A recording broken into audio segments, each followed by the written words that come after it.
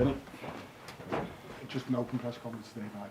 Just your breakout. Vinny. Did you get any kind of celebration last night? Not a lot, but as after every game we go with a few people, drink a glass of wine, and then we go home because it was quite late already when all my media duties were done. Is there an update on Trent Alexander-Arnold? Will he be available this weekend? No, I don't think so yet. No, that's going to be too early for him. Derby maybe, or? We don't play Derby County.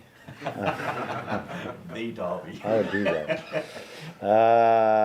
Yeah, difficult to say. It's like I said before. It's not going to take months and not even weeks, but that will be.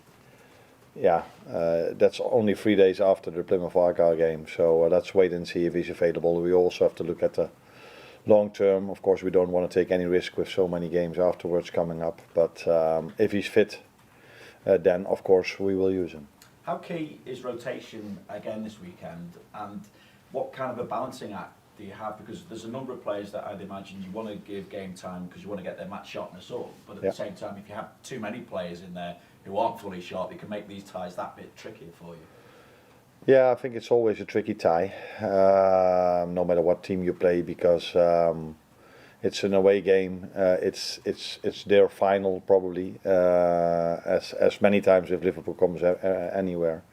So, but it is true that if you play with a team that hasn't played so much together, that is always for the players a bit more difficult. But I think we've seen already a few times when we played with a team that hasn't played much together. Even in Eindhoven in the Champions League game, these players were able to play a very good game. And so I think it's important these moments for some players that don't get many playing time to have that playing time. So whenever we need them, they are ready.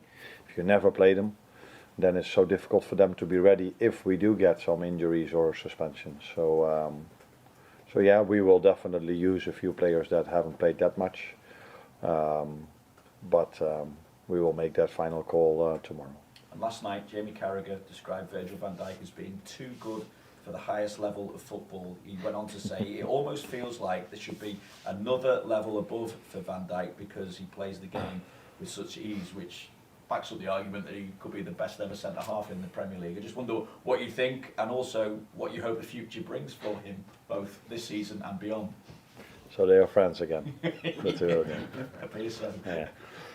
No, I think Virgil deserves every compliment he gets. He's been outstanding for this club for so many years, and since I'm working here, he's been outstanding for me as well, for the performances he brings in. And yesterday was again an example of that. He was also in a good way, in a good manner, aggressive. He led the team in a way. With the ball, we all know what he can do, but also without the ball, he was sharp and ready. And it was not a coincidence that it took 80 minutes before they had their first shot on target. So Virgil, like many others, has a great season. Has a good season, sorry, but he wants, just like all the others, to make it a great season, and therefore we have to play still many games. And what do you hope the future brings for him? How do you say this? A health, Good health. a good health, yeah, for him and his family. That's the first thing I wish him, and I hope I can enjoy working with him for a long time. But that I don't think is a surprise for you, is it? Not at all. Thank you. Cheers.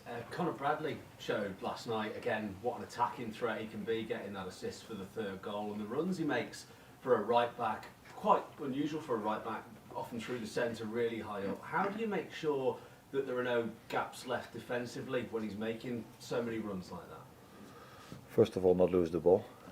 That's the smartest thing you can do. And the good thing is that the players that have the ball, and he has to understand when he has to make that run. And this was, when it led to the 3-0, a very good choice because Maka had the ball. And he had the ball quite open, so he was not under any threat. And if Maka has the ball, I would make a run as a teammate as well, because it's a fair chance that he will find you in the perfect moment, in the perfect pass, with the perfect pass. So First of all, it's about the timing. When do you make these runs? If the ball is under threat, then maybe it's not a smart moment. But if the ball is completely open and we can change sides, it's a perfect moment for him to start his run. And of course, we also always have Ibu and Virgil and the other fullback behind the ball, including Ryan. So if for whatever reason we do lose the ball over there, it's not like there are no defenders left anymore. I know fans have been very happy with Connor's performances when he's played. If Trent Alexander-Arnold were to be injured for a long time, or if he were to leave the club, is Connor Bradley good enough to be your first choice regular right back? He would be proud of you that you come up with a different idea of asking this question.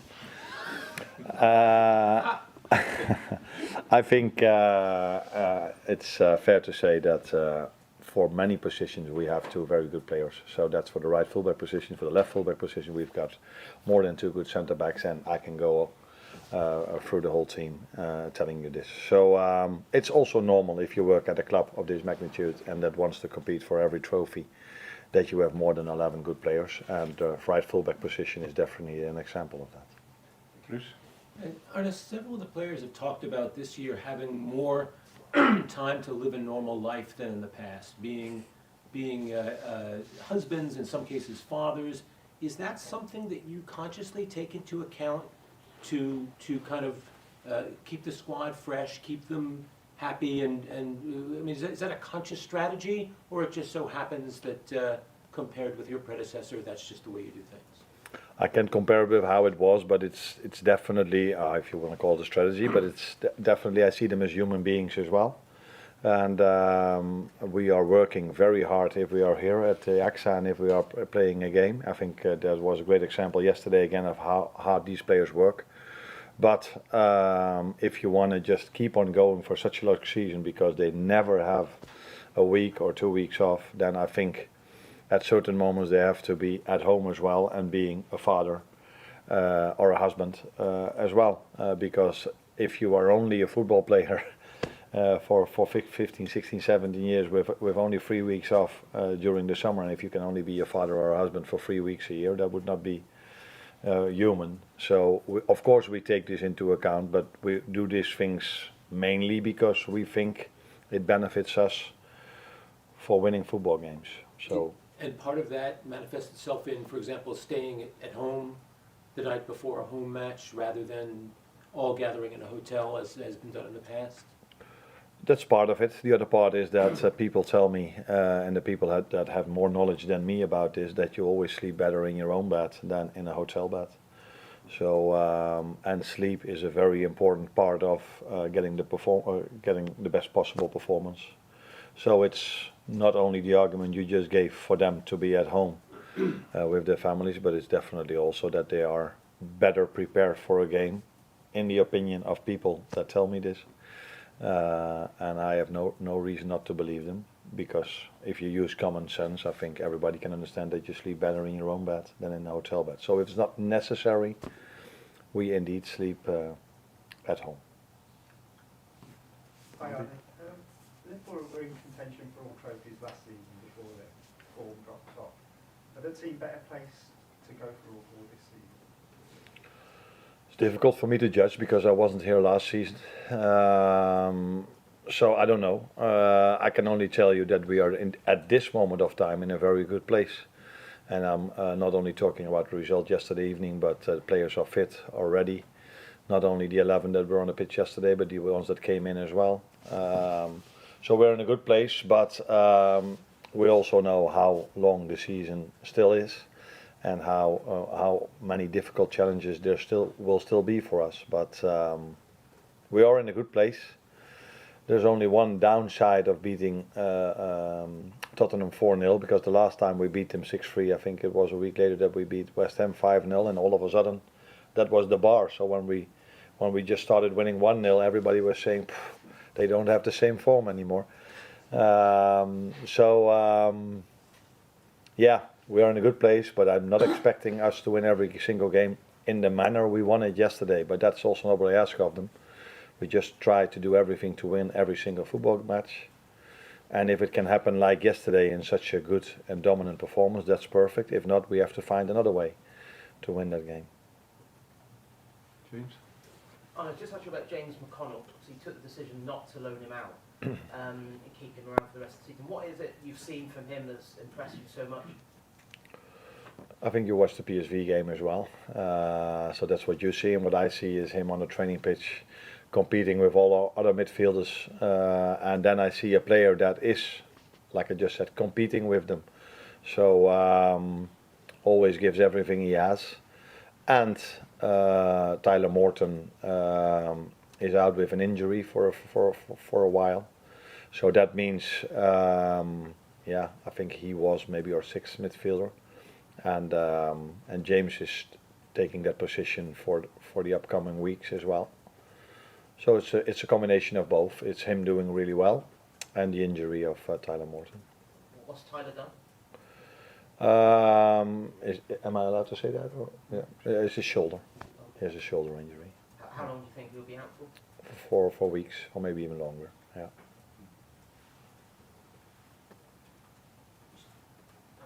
Check on Alisson. Has Alisson been on the issue was yesterday? Said he just rested or? Yeah, I think I said before the game that we almost every time we've played the second goalkeeper in the League Cup. So at Brighton it was Feet, because at that moment of time Queef was the number one, because Alisson was injured at that moment.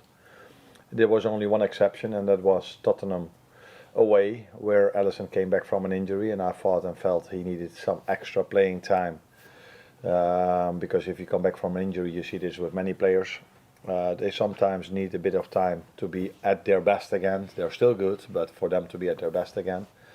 And then 3 days later we played the Accrington Stanley game, and then 3 days later we played Forest, and with him being just back from an injury, for me it felt better for him to play and then have a week rest and then have Nottingham Forest.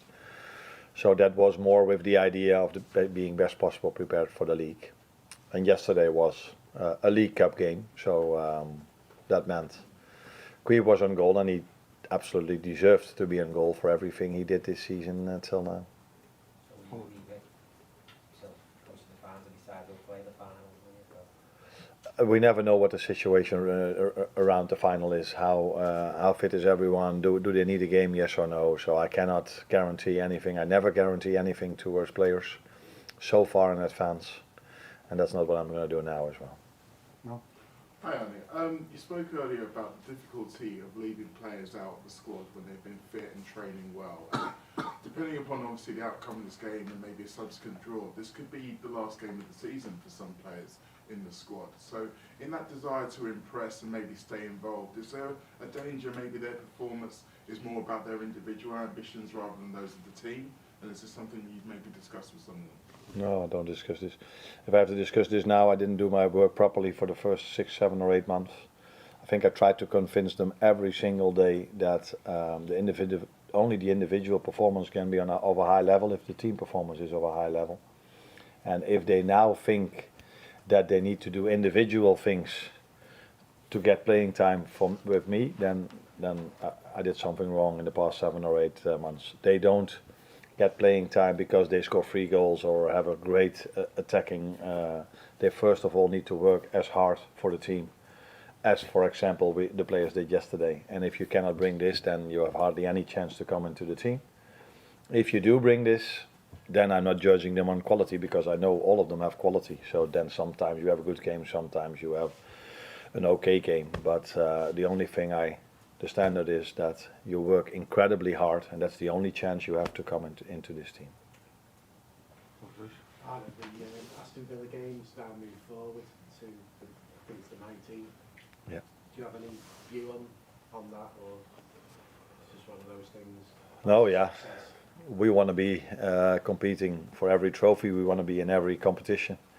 Then we must not complain about the amount of games we have to play. So I don't see an advantage or a disadvantage. So we play probably Sunday, Wednesday, Sunday or something like this, and Aston Villa will probably do the same. So it is what it is.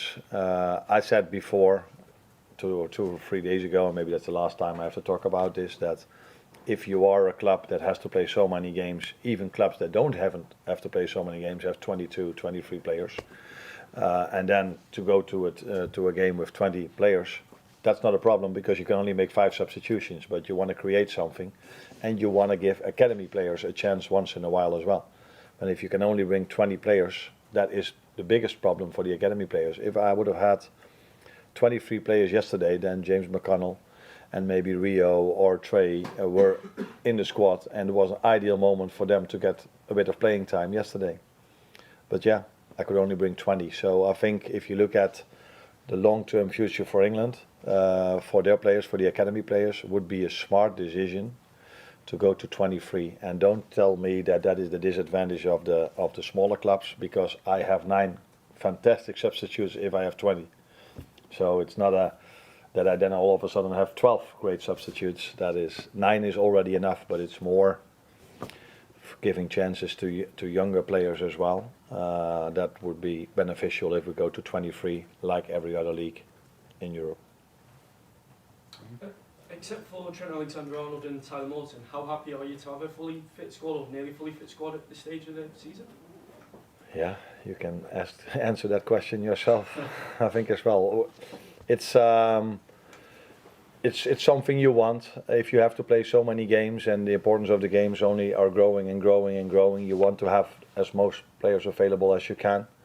And I have to give big compliments not only to the performance staff but also to the players, because they put a lot of effort in to stay as fit as they are. It's not only what they do on the training ground or what they do during the game. If you look at them, how professional they are around the training session before and after, then it's not a surprise to me that they stay as fit as they are at the moment.